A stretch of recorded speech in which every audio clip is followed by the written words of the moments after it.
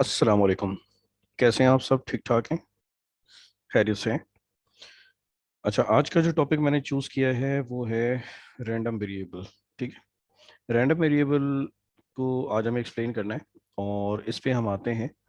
ये जो क्वेश्चंस हमें दिए हुए हैं, इन एग्जाम्पल को सॉल्व करेंगे तो हमें रैंडम वेरिएबल भी समझ आ जाएगा और उसकी प्रोबेबिलिटी डिस्ट्रीब्यूशन टेबल किस तरह बनाते हैं ये भी हमें क्लियर हो जाएगा। और साथ साथ प्रोबेबिलिटी होती क्या है, इसमें भी कुछ ना कुछ आपको आइडिया मिलेगा। बाद की वीडियोस में फर्दर इसको मैं एक्सप्लेन करूंगा इंशाल्लाह। ठीक है।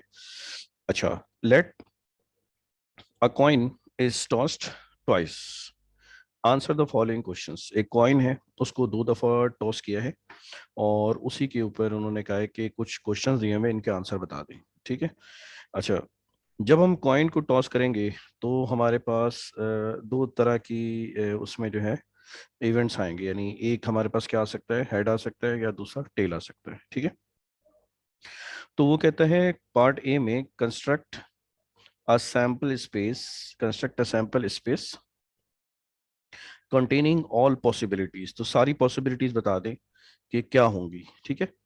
तो सोल्यूशन में सैंपल स्पेस उसने कहा हुआ है तो हम एस कर देते हैं सैंपल स्पेस को। सैंपल स्पेस क्या होता है, इसमें सारी पॉसिबिलिटीज होंगी। ठीक है। अब एस से हमने इसको रिप्रेजेंट किया हुआ है। देखिए, ये एक सेट होगा सैंपल स्पेस का जिसमें सारी पॉसिबिलिटीज होंगी। अब देखें, एक दफा कॉइन को जब टॉस करेंगे तो फॉर एग्जांपल उसके ऊपर क्या आ जाता है, उसके ऊपर आता है हेड। फिर एक दफा फिर करेंगे उसको, यानी दो दफा हमने किया उसको, हो सकता है दूसरे पे भी हेड आ जाए। ऐसा हो सकता है। ऐसा भी हो सकता है कि एक पे टेल आ जाए और दूसरे दफा टॉस करने पे हेड आ जाए। ऐसा हो सकता है कि एक पे हेड आ जाए और फिर दूसरे पे टेल आ जाए। ऐसा भी हो सकता है कि कोई हेड ही ना आए बल्कि टेल आ जाए, दोनों, पहले पे भी टेल आ जाए दूसरे पे भी टेल आ जाए। ठीक है। इसके अलावा कोई और पॉसिबिलिटी नहीं हो सकती हमारे पास, क्योंकि दो ही एक ही कॉइन है और उसको हमने दो दफा टॉस किया हुआ है। ठीक है। तो ये जो हमने बनाई है ये है सैंपल स्पेस, ये है ए का सोल्यूशन। ये सैंपल स्पेस हमने बना ली, इसमें सारी की सारी पॉसिबिलिटीज होंगी, हैं उसके अंदर। ठीक है। दूसरी बात उसने कही है कि पार्ट बी के अंदर उसने कहा है कि define a random variable x that associates the number of head of each event। सही है, हर इवेंट के नंबर ऑफ हेड को बताए, वो हमें डिफाइन करना है। तो हम लोग लेट कर लेते हैं x is a random variable. ठीक है। ये हमने लेट कर लिया, रैंडम वेरिएबल x। ठीक है। अब ये रैंडम वेरिएबल x है, ये इसको रैंडम वेरिएबल उसने कहा कि हर एक को असाइन करे, यानी हर इवेंट को असाइन करे और उसमें हेड के बारे में बताया गया है। ठीक है। तो let x is a random variable that associates head. ठीक है। तो हेड के बारे में बताया जो हमें, एसोसिएट्स हेड। तो अब इसकी वैल्यू क्या हो सकती हैं, इसकी वैल्यूज क्या हो सकती हैं कि देखें, ये हर हर वैल्यूज में, क्योंकि हेड के बारे में बात की गई है और हेड को ही सिर्फ बताए, तो इसकी वैल्यू ऐसी हो सकती है कि कोई हेड ना हो, एक हेड हो, या दो हेड हो। देखें सैंपल स्पेस के अंदर आप देखें, या तो आपके पास दो हेड हैं, या तो आपके पास एक हेड है। इसमें देखें इवेंट में एक हेड है, ये इवेंट्स हैं सारे। ठीक है। इसमें भी देखें एक हेड है, इसमें देखें कोई भी हेड नहीं है। तो जब हेड नहीं हो तो उसके लिए हम जीरो असाइन करते हैं, अगर हेड हो वन असाइन करेंगे। एक हेड है वन असाइन करेंगे, दो हेड है दो असाइन करेंगे। तो इसका मतलब ये हुआ कि एक्स की जो वैल्यूज हैं, जो एक्स की जो वैल्यूज हैं वो क्या हो सकती हैं, वो जीरो हो सकती है, वन हो सकती है और टू हो सकती है। या तो एक, या तो कोई भी हेड नहीं होगा, या तो एक हेड होगा, या तो दो हेड होंगे। तो ये जो रैंडम वेरिएबल हमने जो चूज किया हुआ है, इसकी वैल्यू कहाँ से कहाँ तक है, जीरो से लेके और टू तक के हैं। ठीक है। सही है, ये हमने रैंडम वेरिएबल असाइन कर लिया और हमें पता चल गया है कि जब हेड नहीं होगा तो उसके लिए हमने जीरो असाइन करना है, जब हेड होगा वन असाइन करना है, और जब, यानी दो हेड होंगे तो वो टू हेड्स होंगे। तो जीरो से लेके वन तक की इसकी वैल्यूज हो सकती हैं, जैसे कि हमने यहाँ पे लिख लिया है। ये हमने रैंडम वेरिएबल इसको असाइन करा दिया है। ठीक है, जो कि x है और उसकी वैल्यू 0, 1 और 2 हो सकती है। ठीक है, अगर मैं लिखूं x इज इक्वल टू 0, इसका मतलब ये है कि नो हेड। ठीक है, अगर मैं लिखूं x इज इक्वल टू 1, इसका मतलब 1 हेड, एक हेड आएगा। अगर मैं लिखता हूं x इज इक्वल टू 2, तो इसका मतलब 2 हेड आएंगे। ठीक है, और वो हमें सैंपल स्पेस से पता चल रहा है, ये देखिए यहाँ से पता चल सकता है, जो सैंपल स्पेस हमने दी हुई है s। क्लियर? अच्छा, अब वो कहता है construct construct possibility probability distribution table associated with x। ठीक है, अब x के साथ ऐसा टेबल हमें बनाना है जो कि उसकी जिसको बताए प्रोबेबिलिटीज को भी बता दे साथ। तो इसके इसके लिए हम ये करते हैं, हम इस तरह से बनाएंगे। देखें, ये पार्ट सी का मैं आंसर लिखने लगा हूं। हम लोग इस तरह एक टेबल बनाएंगे, जैसे कि टेबल मैंने बनाया है। इसमें यहाँ पे जो वैल्यूज होंगी वो x होंगी, और यहाँ पे आएगी प्रोबेबिलिटी, यानी x किसी भी एक इवेंट, यानी स्मॉल, अगर एक की बात करेंगे तो स्मॉल x, सब की बात करेंगे तो x होगा। ठीक है, तो क्योंकि यहाँ पे सारे इवेंट, सारे के सारे नंबर्स हैं वो लिखे होंगे जो कि एसोसिएटेड है किससे, सारी यानी कि इवेंट्स लिखे होंगे। 0 लिखा होगा इसमें, इसमें 1 लिखा होगा, और इसमें 2 लिखा हुआ। सही है, ये 2 लिखा हुआ होगा। अच्छा, अगर अगर कोई हेड नहीं है, तो अगर आप सैंपल स्पेस को देखें तो सैंपल स्पेस में क्लियरली लिखा हुआ है कि जो सैंपल स्पेस, अगर मैं दोबारा लिखूं तो head head, tail head, head tell, और टेल टेल। सही है, ये सारी इसके अंदर पॉसिबिलिटीज लिखी हुई है। तो अगर नो हेड हो, यानी कोई भी हेड ना हो, if there is no head, यानी P X is equal to 0, कोई हेड नहीं हो, तो हमें इसकी प्रोबेबिलिटी बतानी है। तो प्रोबेबिलिटी बताने से पहले मैं प्रोबेबिलिटी के बारे में बताऊं कि प्रोबेबिलिटी क्या है। प्रोबेबिलिटी पॉसिबिलिटी कहलाती है, यानी कोई भी इवेंट को अगर होना है तो उसके कितनी पॉसिबिलिटी, कितने चांसेस हैं, है ना, चांसेस को बताता है। और इसकी जो वैल्यू है, यानी कोई भी अगर प्रोबेबिलिटी है, जैसे कोई भी इवेंट है प्रोबेबिलिटी का, उसकी जो प्रोबेबिलिटी है वो या तो 0 हो सकती है, या यानी या 0 हो सकती है, या उससे बड़ी वैल्यू हो सकती है। ठीक है, लेकिन अब इससे बड़ी वैल्यू क्या मतलब, प्रोबेबिलिटी किसी भी इवेंट की, अगर मैं इसको इस तरह लिखूं तो ज्यादा आपको समझ आएगा, 0 से लेके 1 तक हो सकता है। यानी यहाँ पे मैं क्या आपको बता रहा हूँ कि पॉजिटिव हो सकती है वैल्यू, नेगेटिव वैल्यू में प्रोबेबिलिटी नेगेटिव नहीं होती, इसका ये मतलब है, ये पहली बात है कि प्रोबेबिलिटी क्या होगी, पॉजिटिव होगी। दूसरी बात यह है कि प्रोबेबिलिटी की वैल्यू 0 से लेके 1 तक होगी, इससे ज्यादा नहीं हो सकती, या 0 हो सकती है या 1 हो सकती है, इनके बिटवीन में कोई भी हो सकती है।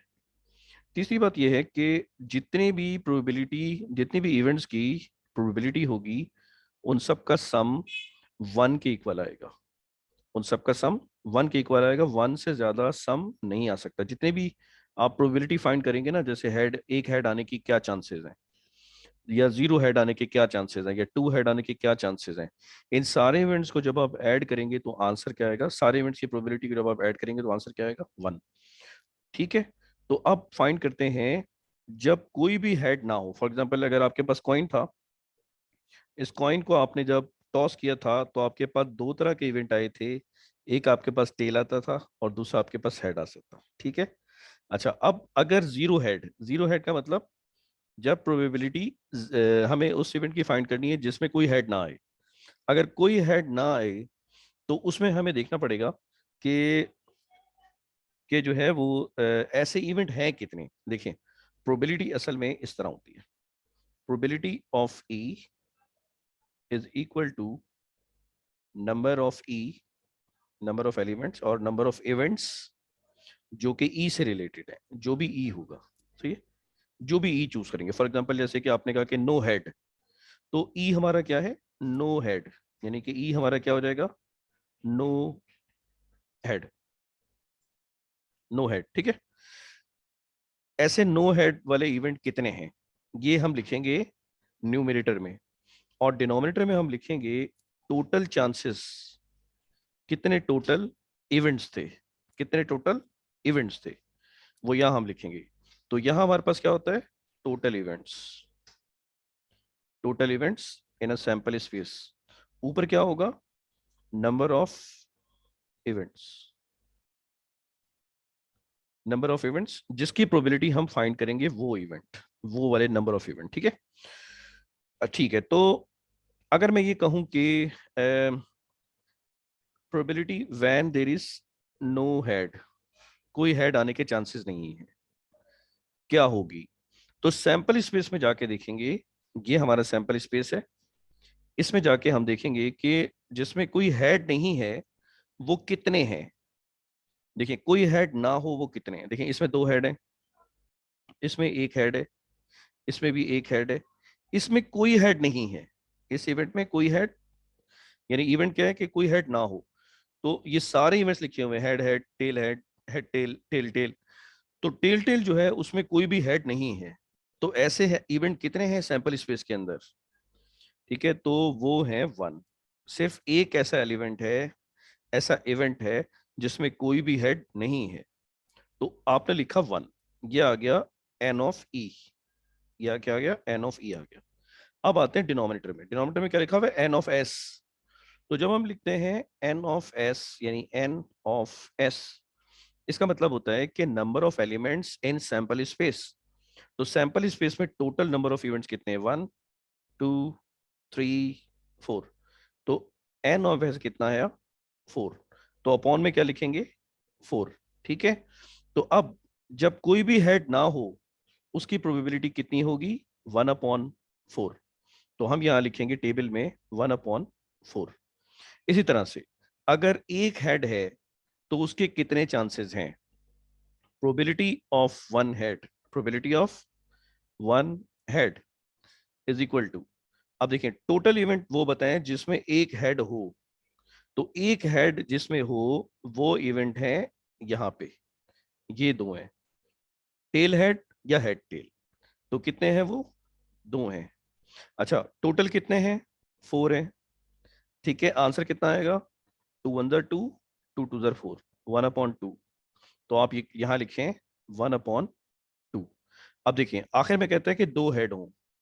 तो दो हेड हमें देखना पड़ेगा कि दो, ऐसा कौन सा इवेंट है जिसमें दोनों ही हेड हो। तो दोनों ही हेड हों, वो तो हमारे पास सिर्फ एक ही ऐसा इवेंट है, हेड हेड। ठीक है, तो probability when there is two head, ठीक है। तो आप देखें टू हेड वाला इवेंट कितने हैं, सिर्फ एक ही है, तो वन, और अपॉन में टोटल लिखेंगे फोर।